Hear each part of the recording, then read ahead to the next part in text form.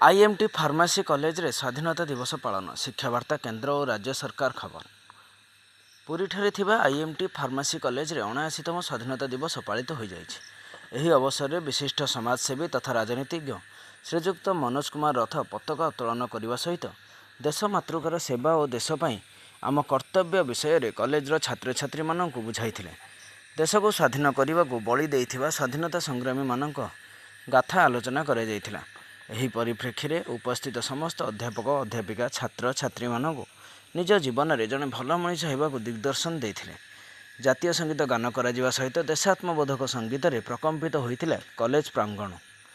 79तम स्वाधीनता दिवस उपलक्षे IMT pharmacy कॉलेजर छात्र छात्री तथा अध्यापक अध्यापिका एवं अन्य माननकु शिक्षा क्षेत्र में आगक बढ़ापी वार्ता देइछन्ति शिक्षावार्ता नुआदिल्लीर निर्देशक और संपादक हेमंत कुमार प्रधान।